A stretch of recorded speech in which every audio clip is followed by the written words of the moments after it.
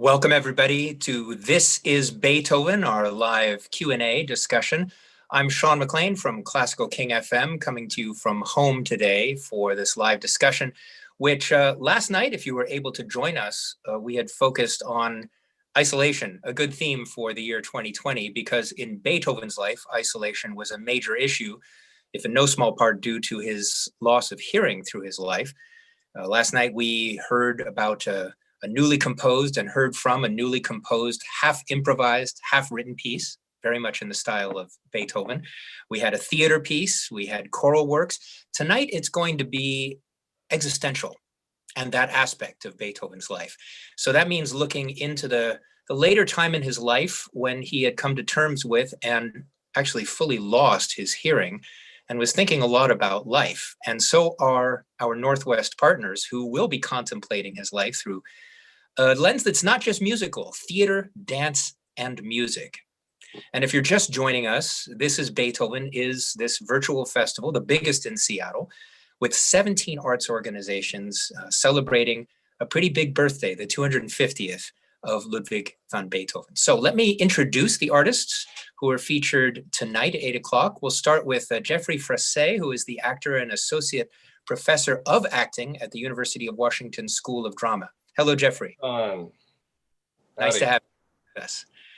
A pianist who's no stranger to King FM's airwaves, Christina Valdez, who's artist in residence and director of Modern Music Ensemble at the University of Washington School of Music. Hello, Christina. Hi, Sean. How are you? Nice to see you again.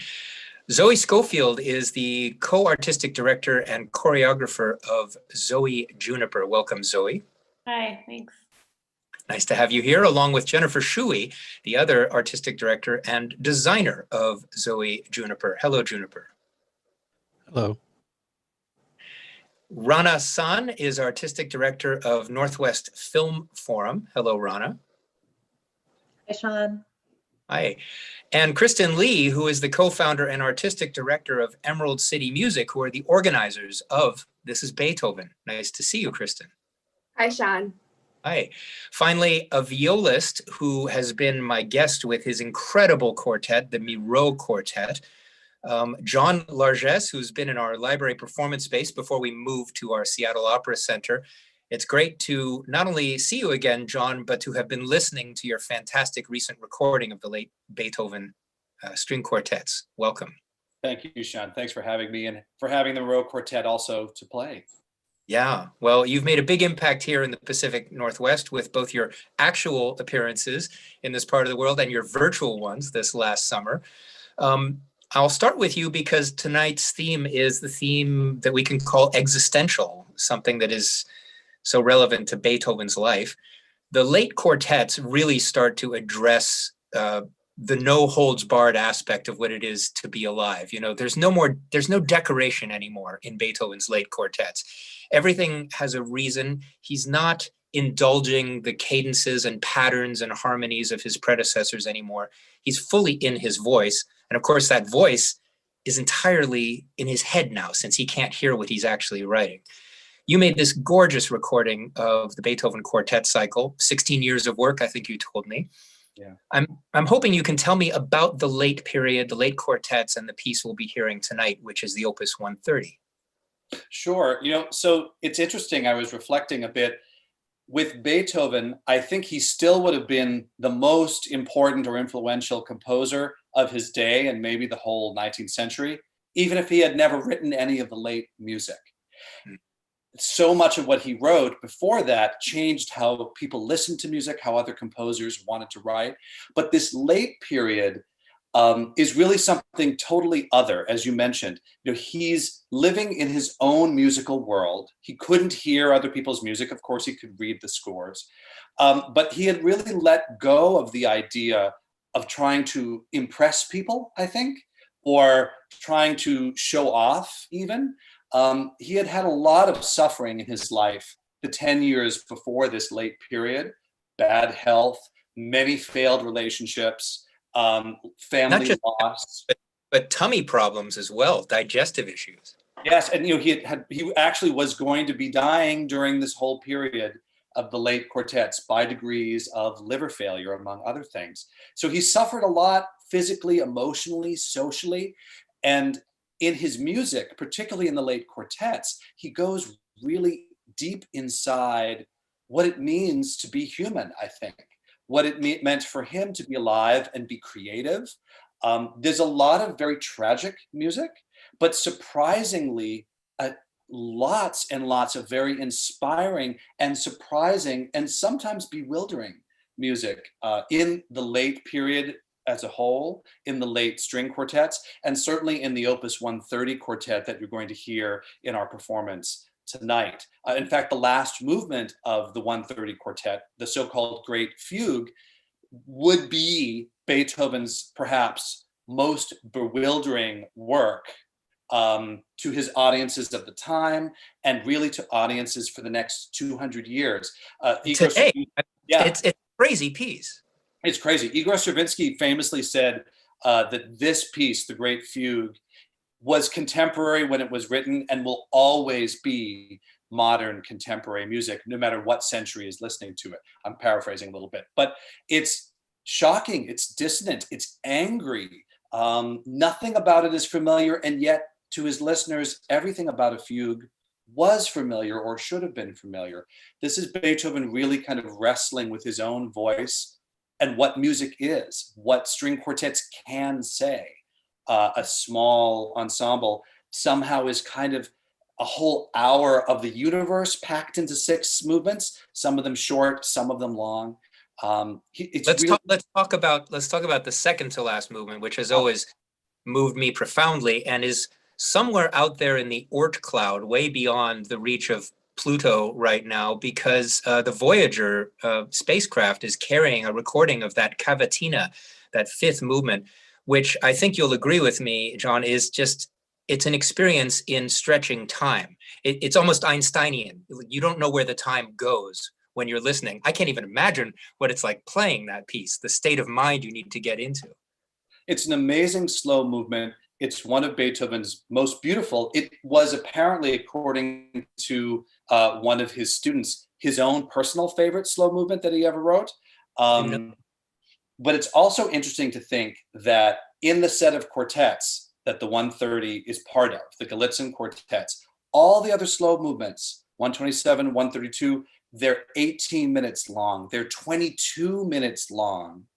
And then in this third quartet, he says, I can write something that says even more than those great epic slow movements in 7.5 minutes and leave you weeping by the end. It's really an amazing piece. It's one of the most exhausting movements in that quartet for us to play. It's not the most notes and it's not the most time, but so much emotion to come through each of the 4 of us as we play that movement. It's one of our favorites to play, but yes, it's also always very emotionally draining.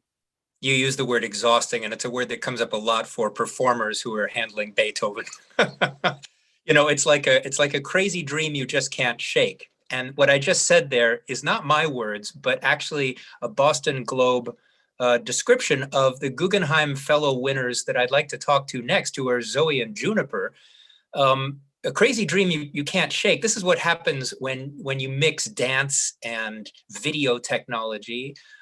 So for Zoe and Juniper, I'm wondering, we've just heard from John Largesse about this crazy late Beethoven quartet, and you're having to contend with this. It's something of a discovery for you, isn't it? Yeah, I didn't have a lot of relationship to Beethoven's late work until Kristen reached out to me, and we actually talked a lot about the physical score and the notation, and that was a really profound entry point for me. And what I chose to do, because I am a dancer and a choreographer, and I think sort of primarily experience things in my body and through my body, was to read. I printed out the score that Kristen sent me, which I believe was the Opus 132, yeah. And his handwritten score, and actually read it sort of like a physical pathway and notation. And so I have a bunch of drawings. I'm sure you probably can't see them, but I drew on top of the score and drew bodies, and I really saw it actually as like, Steppenwolf notation, like your own version of yeah, Steppenwolf. this is just my own version Fantastic. of Wow. the notation. I mean, unfortunately, it's not the best. It's just like a photocopy version of it. And then, you know, what I was also really struck by was knowing that he was deaf when he wrote this. So it really made me think a lot of how internalized that the act of writing music must have been for him to be able to write something so coherent and stunning, which he couldn't actually hear. And that, I think, you know, it's this incredible thing, but then to really think about the mechanism of how did that happen and how intimately involved was he with his own music that he could write something without actually being able to hear it. And it made me think of his own body and like how physicalized his experience of music and writing music and understanding music must actually be. And let's remind people who are joining us here that his body was going through we talked about tummy issues before. This is the quartet that features his Holy Song of Thanksgiving movement, Right. the third movement, which is about recovering from the serious illness he thought he was going to die from, which was basically intestinal. Right. Yeah. And so how, I don't know, I guess to me, looking at the notes on the page and his writing, it felt so physical and like there was an urgency and a real, maybe sort of speaking to what John was saying, like a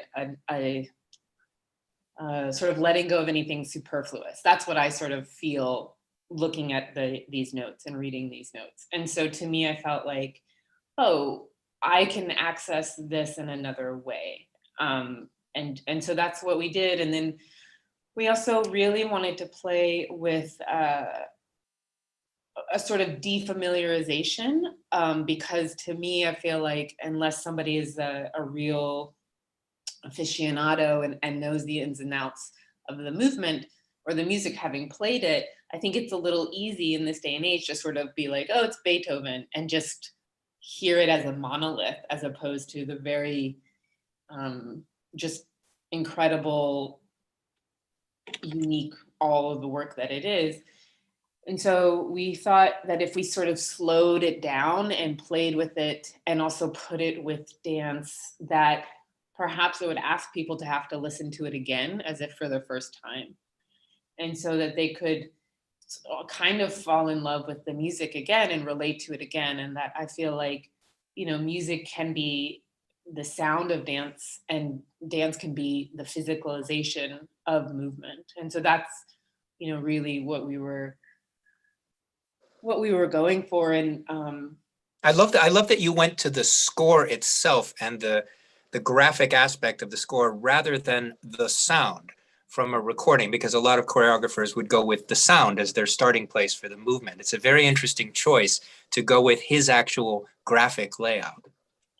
Well, yeah, it's so beautiful. I mean, I and because it felt like a direct connection to him, as opposed to, you know, now there's so many like translation, and I felt like, I mean, this feels very silly saying this, but like, oh well, that I actually just spent days even just tracing his notes with a pencil to be like, is there a way to sort of like speak across time in this way, and to like listening to the music over and over and over and over again and tracing the notes and sort of mapping out this physical patterns and pathways, and to be like, what did it feel like? What was his body feeling like?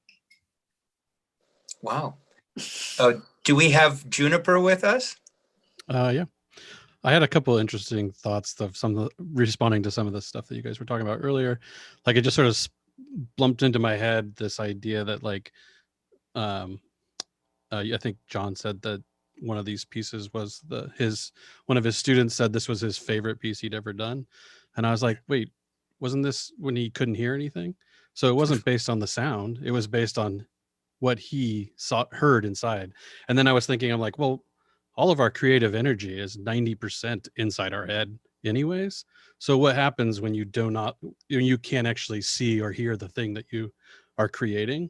You just create it within your own mind. And I'm like, well, it's not that different than creating in the end, like, because that's where we spend most of our time creating, is in our mind. And then we get to like do different things to make it formalize into the world. And those thoughts just came to my mind when you guys were talking. I was like, wow, this is really kind of curious, like, because we sort of put so much emphasis on the fact that he couldn't hear. And so isn't that amazing? And I'm like, well, yes, but also it's like, maybe it's like his honest inside. It's like his honesty coming out from the inside. And then we interpret that, and so this idea of either slowing it down or like, because I think John said that one of these pieces, he had these 11-minute ones and then he Yes. said there's a 7-minute one, and it's like all of them sort of lived in some way that inside his head, and we will never know what that was. And it's kind of, I kind of love that. I always wonder, as he went deaf, if what he heard in his head were just the pure sort of sine waves of the notes, or if he also heard a kind of ideal acoustic. Because as somebody who's made recordings, I know how the room that you're performing in has a massive impact on the sound. So I've always carried this mysterious, this question about, did Beethoven, when he wrote a string quartet, did he hear a string quartet in a medium-sized room, a large room? Did he hear it completely dead with no acoustic? That's something I'd love answered sometime. But there are many ways of interpreting the movement, and of course, to make video is where I come to Rana here. Rana, you've done something that I can't believe is a single shot. The only video poetry festival in Pacific Northwest. I would think a lot of people would have taken that on, but you're the lady who's done it. Video and poetry, which makes perfect sense to me. Me as well. Yeah. So it seems like a natural and organic extension to take on choreography in film. Can you tell us what to expect? Yeah, absolutely. And I'll speak a little bit to what you're mentioning as this hybrid form that we love so much as well. Northwest Film Forum is really an independent film and arts organization, and so much of what we do is interdisciplinary, and we love showcasing work that's at the intersection of the moving image and dance and music and poetry. And this is of personal interest to me as well, coming from a performing arts background. And so I have a big interest in bringing that into the film scene. And Cadence is our video poetry festival. So throughout the year, we take up all sorts of artists on these opportunities to showcase their work. And I've had the pleasure of working with Zoe Juniper in the past, bringing their practice into visual arts spaces. So when we heard that they were embarking on this journey of making their first dance film as a part of this festival, we were really just ecstatic to support that effort and to be able to co-present the film through our platform. Northwest Film Forum moved all of our programs online early on in the pandemic so that we could continue providing a platform for artists who had suddenly nowhere to continue presenting their work. And so this is sort of an extension of that effort. If we had been showing the film in our theater, we would have invited Zoe Juniper to perform, in addition to screening the film. But through our online platform, we're able to essentially amplify its visibility among our growing regional, national, and international constituency. So I have what to expect visually here. And the first question is that with a movement form like dance, you could go two ways. You could stick the camera on a tripod and let everything happen from the same perspective we would have as an audience, where we don't get to move in our chair and we see everything happening from one perspective, right? Or you can move the camera because the dancers are moving. Movement is the art. Do you move the camera? What I find visually interesting is how the director decides to move the camera, and in what ways, and how the editing process plays into the additional layer of choreography that's taking place within a piece. So there's the piece that's being performed and presented through moving bodies in a space. There's a camera that's choosing what the viewer can see and cannot see that's around it. And then the editing process is sort of the final level of that. And I love that trajectory. I love seeing what filmmakers and artists decide to incorporate into the piece and what they decide to leave out, and what additional sort of life a piece can take on in this visual form that it couldn't take on in a physical space. Fantastic. Well, you're talking about interdisciplinary, about uniting all these arts. So I have a question for Jeffrey Frasset here. This is an interdisciplinary piece on a festival that by its definition is interdisciplinary. I've seen you at Act Theater as the person who does the interviews behind the scenes at Act Theater. I remember Rapture, Blister, Burn, Lieutenant of Inishmore. Of course, there's been a lot more of that from you, Jeffrey. But as a theater artist who's an actor and director, and who even teaches people how to devise theater at the University of Washington, can you tell us what we'll be seeing and listening to from the University of Washington School tonight? Yeah, you're going to see a real collaboration, a three-way meeting around some material that we found fascinating. Actually, I have to credit Kristen for nudging me towards the letters for this too. And then I've been a big Cristina Valdez fan for years, so I've been looking for a reason to call her up and propose a collaboration. And so I did, and I've also been working with the amazing dancer and choreographer Rachel Lincoln for a few years. And so I got the three of us together around Beethoven's letters and said, let's see what happens if I put a voice in and Cristina puts piano in and Rachel puts movement in. And we thought we would actually get to be able to be in the same space together and do a safe, socially distanced live taping of the thing. And then when we couldn't do that, we had to figure out still a way to work off of each other. And so we did what maybe some of you are familiar with, a very awkward Zoom setup with lots of extra cameras and microphones and things to try to get good picture and good sound, but try to sync up with each other on Zoom. So it became a little more technical than I had planned, but at least we are all, and I think in the video you'll see, we are actually working off of each other. How I speak has everything to do with how Cristina is playing and moving, and I think that that works from each angle of the triangle.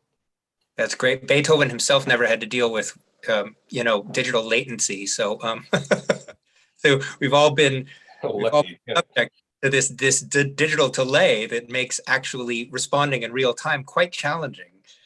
Cristina, I understand that, now that we've heard from Jeffrey about the letters of Beethoven being the genesis for the piece, and that you're working with dancers inspired, you're creating music that's inspired by letters here. That wouldn't be a first for anybody, but can you tell us how you dealt with words to music? Yes, it was a really interesting process. And throughout it, it really changed. And finding out that we weren't going to be able to do this live at the Vashon Island Arts Center changed it yet again. Initially, this was supposed to be a 30-minute piece with lots of different letters. And I came at it from the point of view that there would actually be no Beethoven performed. Maybe there might be some quotes, but we didn't want to have anything be kind of so on the nose and that I'm underscoring, the letters that Jeffrey, the words that he's saying with Beethoven's own music, because these two things, they are coming from the same person and with the same insight into the human condition, as is what I think all of Beethoven's works do. But I think they operate independently a little bit. So initially there was not going to be a lot of Beethoven. Now somehow Beethoven worked his way in there a little bit more. So you'll be hearing some of Opus 110. And a lot of that came from the fact that really what is at the crux of what Jeffrey is speaking about struggle, speaking about overcoming all kinds of obstacles. And that's something that we are all dealing with in many senses of that word right now. So what you're really seeing here is a true work in progress, because we do hope to continue and develop this further. But you're also seeing all of us in our own space, actually seeing us working, not only individually, but working together. So you're getting an insight into what am I doing, what am I thinking maybe when I'm practicing Opus 110, and how is that being influenced by what I'm hearing or what I'm seeing on the screen when I'm looking into Rachel's space. And then the music really transforms, and there's kind of a whole free improv section that's kind of being informed by all kinds of elements, and some of them might have to do with the sense of inevitability that I feel is always there in Beethoven's music. That's what separates a genius from a lesser composer. In the few minutes we have left here, I want to hear from Kristen, who, with Emerald City Music, has come up with this whole festival. How did it come about, Kristen? And why did you think it was important? So initially, Emerald City Music was planning to celebrate Beethoven's 250th with the Mirror Quartet, doing the entire cycle. We were going to do this huge collaboration and bringing sort of the casual setting of what Emerald City Music's movement's about, and bringing Mirror Quartet to introduce and perform in its entirety. Obviously, that couldn't happen, and we needed to shift plans. And we were dealing with the whole change of fall plans, as I'm sure all of you had to deal with. And it just didn't make sense for us to try to do something on our own, because times are so tough, times are so difficult. And where I was gaining the most energy personally was just being able to unite and be able to be with others. And I wanted to see that happen in the arts. You know, obviously arts have been hit really hard during this time, and it just didn't make sense to try to send out e-blasts and say, like, help us and donate. You know, it just didn't make sense. It needed to be much more powerful. The meaning had to be greater than that. And so the whole team at Emerald City Music, and through the help of our wonderful board, we spearheaded this idea to say, hey, we're a tiny organization, but we want to try to do something great for our city, the people who love the arts, and bring it onto one platform. And let's also make this an opportunity to celebrate Beethoven, and not just to hear his music, but have him be the inspiration for all the arts. So yeah, there aren't so many Beethovens out there whose life and work can cover so many themes that 2020 threw our way, right? Exactly. It's almost lucky that his birthday landed in this particularly difficult year. Right. So it just didn't make sense to play his music and listen to it. We needed to have a little more depth. We needed to have a little more connection to him as a human, someone that can be much more relatable to all of us, not just to the musicians, but to all forms of art and to everybody in the city of Seattle. So that was the reason, and that was the goal. And it's been so incredible working with everyone. I've been feeling so bad because I've been so aggressive about making sure to get everything on time, but everybody's been so communicative, and it's just been amazing to see everything coming together, and also having you, Sean, to run these panels too. So it's been really, really wonderful. What you've spearheaded here is something that's very Beethoven, which is a word we haven't used yet, which is adaptation. You know, he adapted. You're adapting. All the musicians here are adapting in the most spectacular way to all this technology too, you know. So I say bravo to everyone. And tune in an hour.